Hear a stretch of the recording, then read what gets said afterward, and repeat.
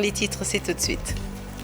CAN U20, le Sénégal victorieux face au Nigeria, champion en titre sur le score d'1-0. Un but marqué par Souleymane Faye. Vers des troubles dans le secteur de la santé, la Fédération des syndicats de la santé prévoit une grève générale dans les prochains jours et annonce une série de sit-ins dès ce 21 février. À l'origine de ces mouvements d'humeur, un retard dans la prise en charge de plusieurs dossiers, notamment le remboursement des créances liées à l'Agence pour la couverture maladie universelle d'un montant de 20 milliards de francs CFA. Et puis plusieurs stars du basket présents à Salt Lake City dans le cadre du All-Star Weekend. À cette occasion, un déjeuner a réuni professionnels et responsables de la NBA. Au menu des échanges, la rétention des talents sur le continent pour rendre le basketball africain plus compétitif. Voilà pour les titres, le développement, c'est tout de suite.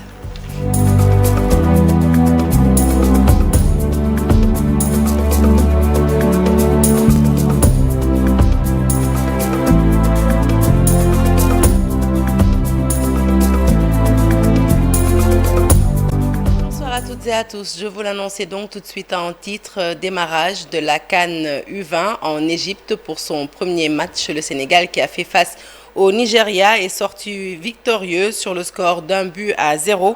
Un but marqué par Souleymane Faye, prochain adversaire des Lionceaux, l'Égypte puis le Mozambique. Le résumé est signé Mamadou Ndiaye. 20 African Cup of Nations here in Egypt. Brilliant one. But unfortunately for him in Nigeria, only ultimately handed a chance on the rebound for Faye to do the rest. Pape Diop with the initial effort. All coming from a counter-attack. Nigerian defence far from set. Peut-être avant la fin de ce journal dans la page des sports, vers des remous dans le secteur de la santé. La F2S, la Fédération des syndicats de la santé, annonce une série de sit-ins à compter de ce mardi 21 février. Ses membres n'excluent pas non plus une grève générale dans les prochains jours. La cause de leur courroux, un chapelet de doléances dont ils ont fait part à la tutelle depuis bientôt 2 mois. Mais les négociations n'ont toujours pas été entamées. À ce propos, nous écoutons tout de suite Chersek, secrétaire général du syndicat démocratique des travailleurs de la santé. Il nous en dit plus au micro de Mambiram Diouf. On nous avait promis, avec l'arrivée du Premier ministre, de reprendre les négociations. Et il fallait aussi les négociations sectorielles qui concernaient les autres départements. D'abord la santé, les collectivités territoriales, le développement communautaire, l'urbanisme, la fonction publique, etc. Mais force est de constater que depuis cette date, nous avons vu que les gens ont tendance à essayer de s'endormir quand il n'y a pas d'action. Et c'est regrettable pour un État qui attend toujours que la situation s'envenime pour pouvoir réagir. Et c'est vraiment regrettable. C'est pour ces raisons, malgré multiples interpellations, et en tout cas de lettres, nous avons vu qu'il n'y a aucune action qui est menée. Les gens sont beaucoup plus intéressés à participer à des conseils de ministres décentralisés. Nous n'avons pas de reproche à faire à ce point, mais qu'ils n'oublient pas qu'aussi qu'ils ont des responsabilités qui les attendent dans nos structures sanitaires.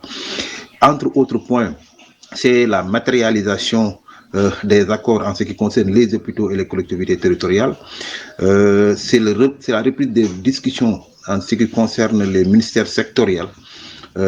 Face à ces situations, nous avons décidé, à partir du mardi et mercredi prochain, c'est-à-dire le 21 et le 22, de procéder à des actions liées à des sittings dans toutes les structures sanitaires du Sénégal, à partir de 9h jusqu'à 11h. On a déjà déposé un préavis de grève, ça sera le mardi et le mercredi. La semaine suivante aussi, le mardi 28 et le mercredi 1er mars, nous allons refaire la même chose. En attendant, aucune autre action n'est à exclure, allant dans le sens d'une grève générale jusqu'au boycott de toutes les activités. Nous demandons au Premier ministre de convoquer le plus rapidement possible des discussions afin de trouver des solutions par rapport à nos revendications. Faute de cela, l'État sera seul responsable de toutes les conséquences qui découleront de cette attitude de défiance à l'endroit des organisations syndicales du secteur de la santé et de l'action sociale. À Thiès, un montant de 30 milliards de francs CFA investi en faveur de la gestion intégrée des déchets solides. 42 communes dans la région sont ciblées pour accueillir des infrastructures structurantes. Les sites sont déjà identifiés, des centres de tri et points normalisés seront construits, des centaines de jeunes recrutés et formés. Une rencontre avec la presse a été organisée dans la cité du Rail pour le lancement des travaux. Le reportage est signé Cheikh Diopé. Lors du conseil présidentiel de développement à Thiès, les ministres et acteurs ont beaucoup discuté autour des questions environnementales au niveau de la région de Thiès et en particulier la grande question de la gestion et du traitement des déchets. Des engagements sont pris par l'État à travers le Promojet. Des infrastructures seront mises en place. Parce que le Promojet a mobilisé un budget de plus de 30 milliards de francs CFA uniquement pour la région de Thiès et qui va impacter directement 42 communes qui vont bénéficier d'investissements directs, mais aussi les 53 communes de la région de Thiès vont bénéficier effectivement de ces infrastructures de manière indirecte. Le directeur du projet de promotion de la gestion intégrée et de l'économie des déchets solides au Sénégal revient sur les communes qui vont accueillir ces infrastructures structurantes. Donc à ce titre, nous avons rencontré les maires de Tivaouane, de Sandiara, de Notto-Diobass, de Thiès-Ville, Thiès-Nord, Fandène, Joal et Mékhé. Des rencontres ont eu lieu avec ces autorités municipales. Donc l'objectif c'est que quand même ces décharges que vous voyez sur la route nationale puissent être transformées en parcs urbains au bénéfice des populations qui vont pouvoir bénéficier comme d'air de détente, d'air de vie avec des activités. L'ISEP, l'Institut supérieur de formation de Thiès, a été choisi pour la formation des jeunes. Les centres de tri seront opérationnels dans 6 mois.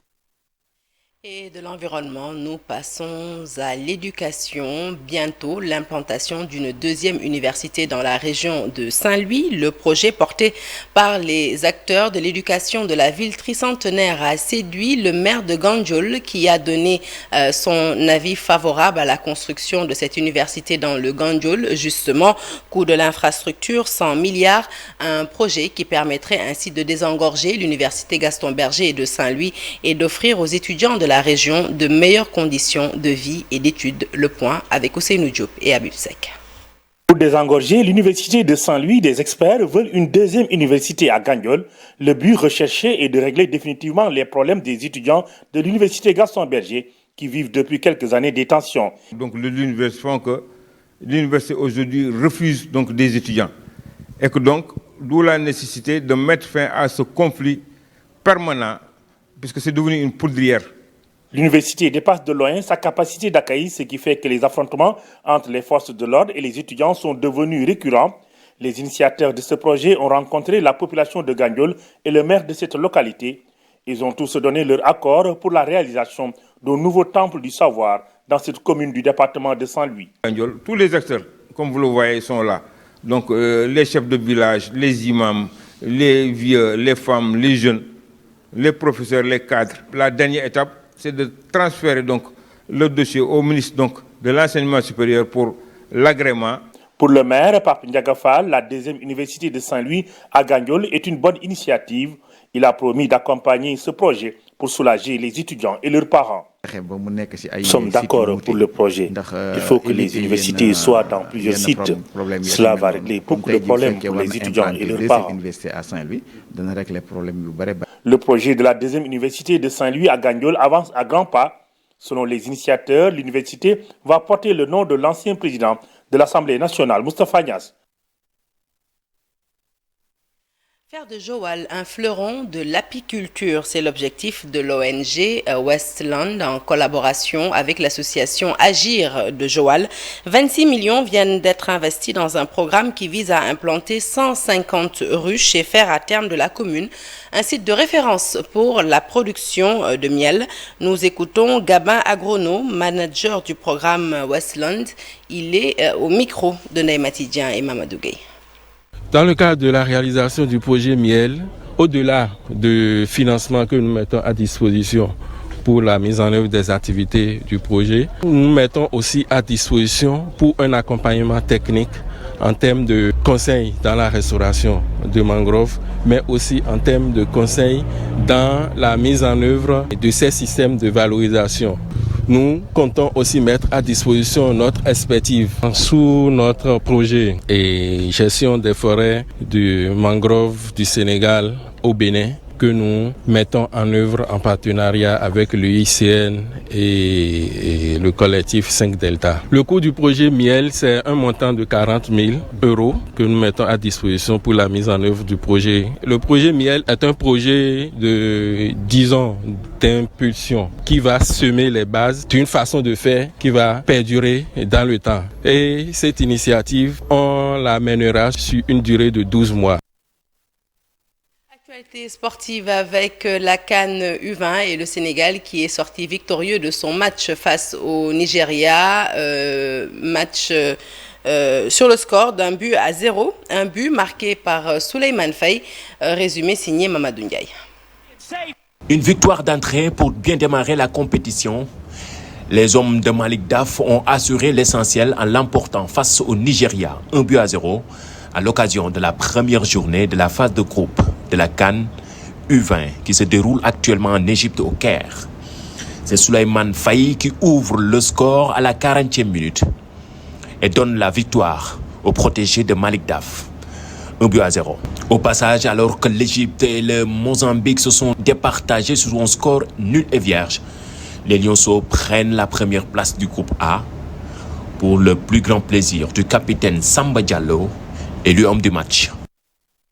Voilà donc le Sénégal qui affrontera l'Égypte pour son deuxième match de poule, puis le Mozambique. Parlons basketball à présent avec l'Assemblée générale ordinaire d'information de la Fédération sénégalaise de basketball qui s'est tenue ce samedi 18 février à l'Arène nationale. C'était sous la supervision du ministère des Sports, du CNOS et de FIBA Afrique. L'Assemblée a adopté à l'unanimité et par acclamation les rapports d'activité et financiers du Bureau fédéral de la saison 2020-2021 et l'Assemblée générale élective aura lieu le 6 mai 2023. Vu l'adhésion des clubs qui ont plébiscité le travail du président et de son équipe, Maître Babacar Ndiaye a annoncé sa candidature pour une réélection au poste de président de la Fédération sénégalaise de basketball.